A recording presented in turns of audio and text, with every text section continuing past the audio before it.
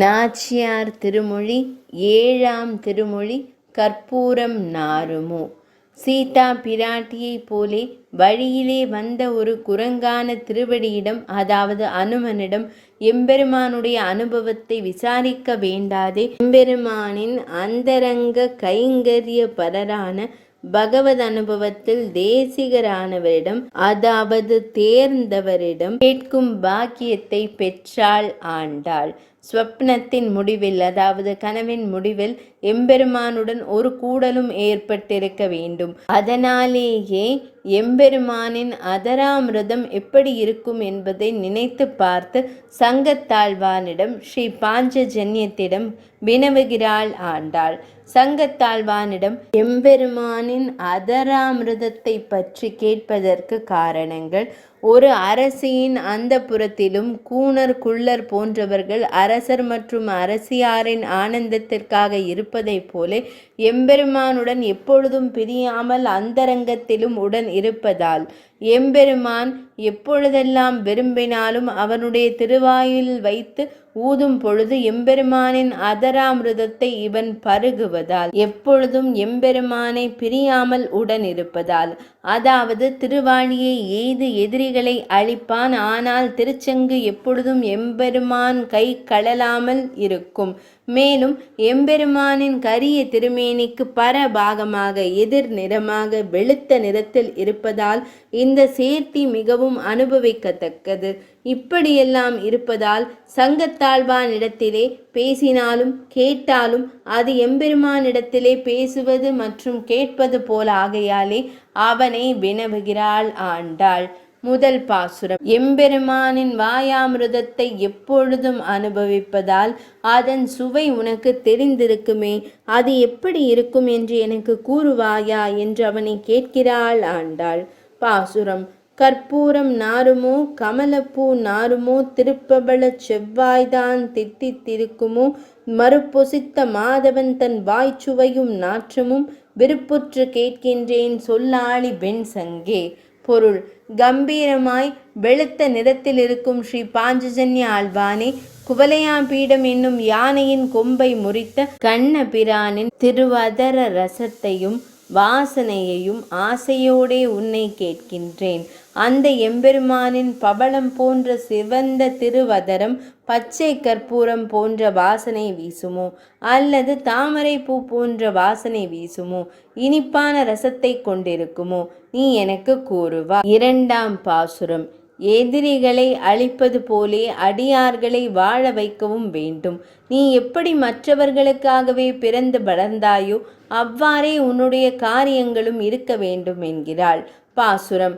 கடலில் பிறந்து கருதாது பஞ்சஜனன் உடலில் வளர்ந்து போய் ஊழியான் கைத்தலத்திடரில் குடியேறி தீய அசுரர் நடலை பட முழங்கும் தோற்றத்தாய் நற்சங்கே. பொருள். அழகிய ஸ்ரீ பாஞ்சஜன்யாழ்வானே, நீ கடலில் பிறந்து பஞ்சஜனன் என்ற அசுரனுடைய உடலிலே போய் வளர்ந்ததை கருதாமல் எக்காலத்தில் இருக்கும் எம்பெருமானுடைய திருக்கைத்தலம் என்கிற உயர்ந்த இடத்தில் குடிபுகுந்து கொடிய அசுரர்கள் துன்பப்படும்படி பெரிய கோஷத்தை செய்யும் மேன்மையை கொண்டுள்ளாய். ஆதலால் எனக்கும் நீ இந்த உபகாரத்தை செய்ய வேண்டும். மூன்றாம் பாசுரம். சங்கத்தாழ்வானின் அழகை அனுபவிக்கிறாள் ஆண்டாள். பாசுரம். தடவரையின் மீதே சரத்கால சந்திரன் இடையுவாவில் வந்து எழுந்தாலே போல் நீயும் வடமதுரையார் மன்னன் வாசுதேவன் கையில் குடியேறி வீற்றிருந்தாய் கோல பெரும் சங்கே. பொருள். அழகிய பெரிய ஸ்ரீ பாஞ்சஜன்ய ஆழ்வானே, இலையுதிர் காலத்து சந்திரன் பௌர்ணமி தினத்தில் பெரிய உதயகிரியில் வந்து எழுந்தாற்போலே வடமதுரையில் உள்ளார்க்கு தலைவனான வாசுதேவன் எம்பெருமான் திருக்கையில் நீயும் குடியேறி உன் மேன்மையெல்லாம் தோற்றும்படி இருக்கின்றாய். நான்காம் பாசுரம். எம்பெருமானிடத்தில் ரகசியம் பேசக்கூடிய நீ என்னை பற்றி அவனுக்கு கூற வேண்டும் என்கிறாள்.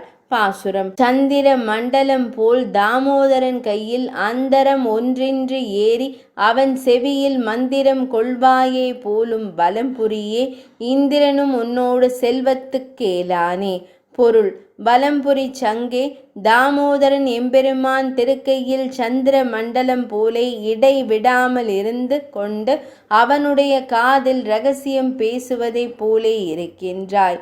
செவிகளில் இரகசியம் பேசும் பாஞ்சஜன்ய சங்கத்தாழ்வாரே, செல்வத்தில் மிகுந்த தேவேந்திரனும் உண்மையான கைங்கரிய செல்வத்தில் தமக்கு ஒப்பாக மாட்டான். 5ஆம் பாசுரம். எம்பெருமானின் வாயாமிருதத்தை நீ எப்பொழுதும் பருகிக் கொண்டிருப்பதால் மற்ற சங்குகள் உனக்கு ஒப்பாகாது என்கிறாள் ஆண்டாள். பாசுரம். உன்னோடு உடனே ஒரு கடலில் வாழ்வாரை இன்னார் இணையார் என்று எண்ணுவார் இல்லைகான், மண்ணாகி நின்ற மதுசூதன் வாயமுதம் பன்னாளும் உண்கின்றாய் பாஞ்சஜன்யமே.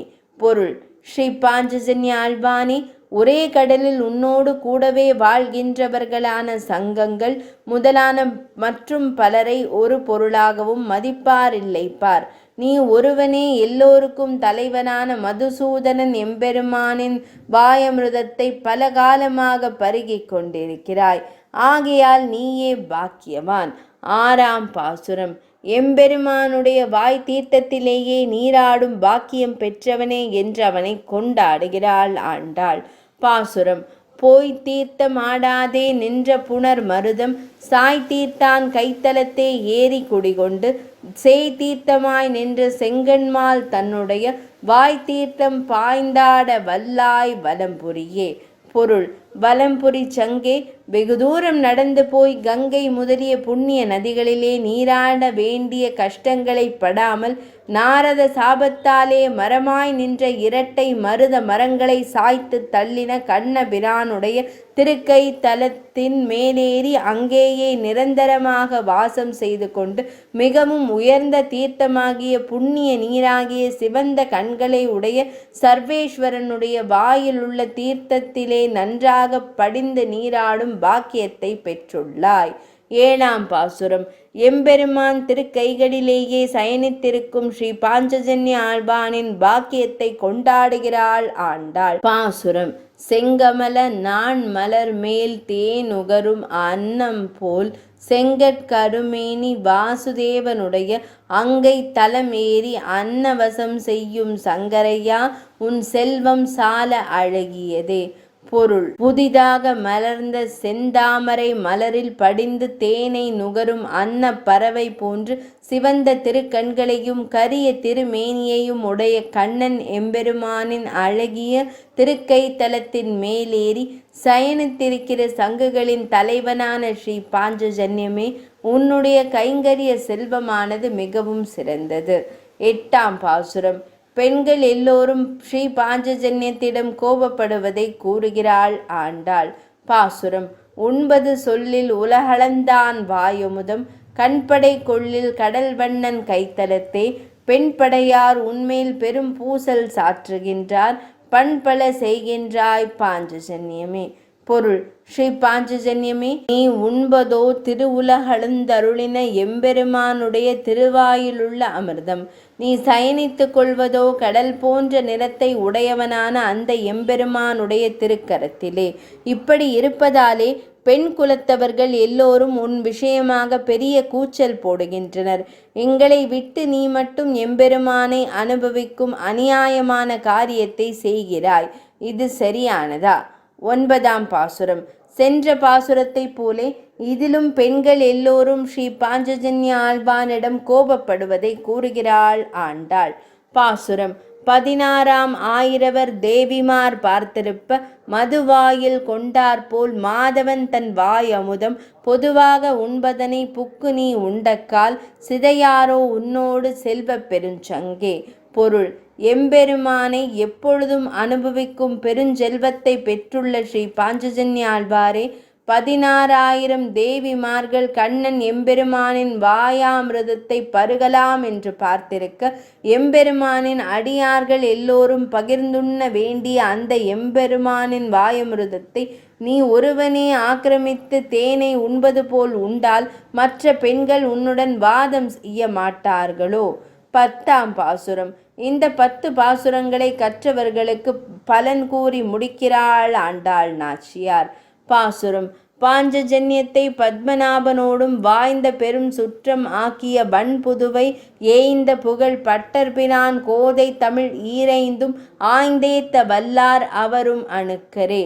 பொருள்: ஸ்ரீ பாஞ்சஜன்யத்தை எம்பெருமானோடே பெரிய உறவை உடையவனாக ஆக்கியவளும், அழகிய ஸ்ரீவில்லிபுத்தூரில் அவதரித்தவளும், நிறைந்த புகழை உடையவளும், பெரியாழ்வார் திருமகளுமான ஆண்டாள் நாச்சியாராகிய நான் அருளிச் செய்த இந்த தமிழ் பாசுரங்கள் 10ஐயும் பாடி இதை கொண்டு எம்பெருமானை துதிக்க வல்லவர்களும் என்னைப் போலே எம்பெருமானுக்கு நெருங்கிய உற உடையவர்கள் ஆவர். 7ஆம் திருமொழி இனிதே நிறைவடைந்தது.